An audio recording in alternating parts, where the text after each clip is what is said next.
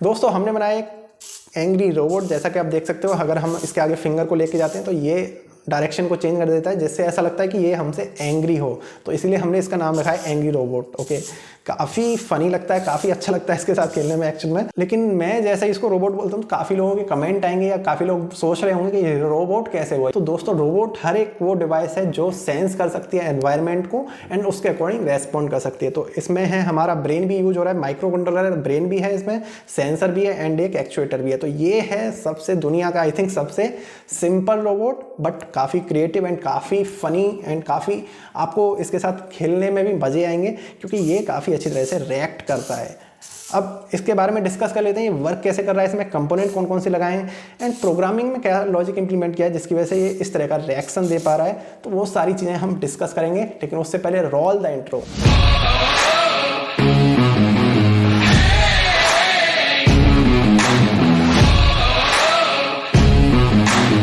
दोस्तों अगर कंपोनेंट की बात करें तो इसमें 3 कंपोनेंट लगते हैं। सबसे पहले अल्ट्रासोनिक सेंसर, जो कि सेंस करता है हमारी फिंगर को या फिर जो भी ऑब्जेक्ट इसके सामने आता है एंड वो सिग्नल भेजता है ये आर्डिनो नैनो को।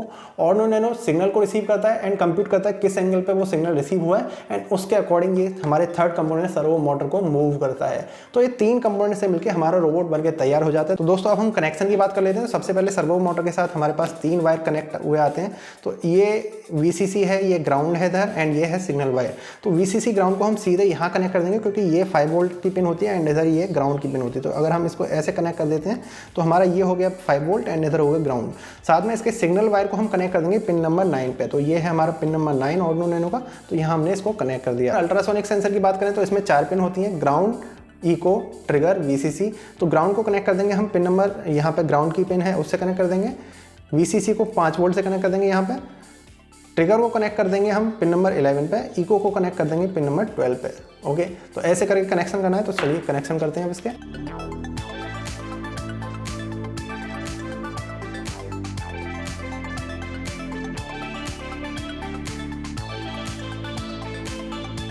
तो दोस्तों कनेक्शन कंप्लीट हो गया। अब हमें क्या करना है, इस अल्ट्रासोनिक सेंसर को इस तरह से इस सर्वो मोटर के ऊपर फिक्स करना होगा। तो उसके लिए हम यूज करेंगे ग्लू गन का।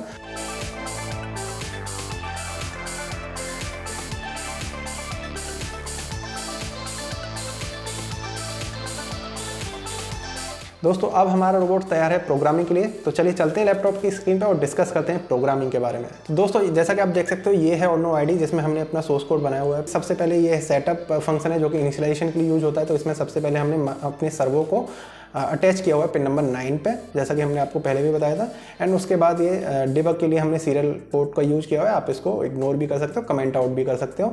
उसके बाद पिन मोड ट्रिगर को हमने आउटपुट किया हुआ है, क्योंकि हमारा जो अल्ट्रासोनिक सेंसर है उसमें 2 पिन, जैसा कि हमने बताया, एक ट्रिगर है, दूसरा इको है। तो हमारा ट्रिगर क्या करता है, वो सिग्नल को भेजता है, तो वो आउटपुट की तरह वर्क करता है एंड इको पिन सिग्नल को रिसीव करता है, तो वो इनपुट की तरह वर्क करता है। अब बात करते हैं लूप के अंदर हम लोग क्या कर रहे हैं, क्योंकि लूप ही सबसे मेन लॉजिक है जहाँ पे ये काम हो रहा है, सारा डिटेक्ट कर रहा है और उसके अकॉर्डिंग मूवमेंट हो रहा है। तो दोस्तों लूप में हम क्या कर रहे हैं, यहाँ पे हमने 2 फॉर लूप लगा रखे हैं, जैसा कि आप देख सकते हो। एक फॉर लूप इसको 0 से 180 डिग्री रोटेट कर रहा है। तो ये जो हमारी सर्वो मोटर है, ये 0 से 180 डिग्री जाती है 1 स्टेप करके, ऐसे धीमे धीमे 0 से 180 डिग्री जाती है।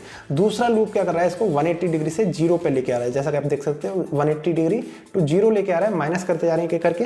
दूसरा फॉर लूप क्या कर रहा है, इसको 180 डिग्री से 0 पे वापस लेके आता है। तो कुछ इस तरह से ये मूवमेंट करती है। ये उस टाइम होता है जब कोई ऑब्जेक्ट डिटेक्ट नहीं होता, लेकिन जैसे ही कोई ऑब्जेक्ट डिटेक्ट होता है, तो जैसा कि आप देख सकते हो यहाँ पे हमने कंडीशन लगा रखी है, इफ रेडार सेंसर सिग्नल। तो ये क्या करेगा, जैसे ही कोई ऑब्जेक्ट 10 सेंटीमीटर के अंदर आएगा तो ये ट्रू हो जाएगा। ट्रू हो जाएगा तो ये क्या करेगा, वैल्यू को +50 कर देगा। वैल्यू को +50 मतलब वैल्यू वो वेरिएबल है जो कि इसके स्टेप को कंट्रोल कर रहा है, कि जैसे 0 से 180 डिग्री जा रहा है तो 0 1 2 3 4 ऐसे जाएगा।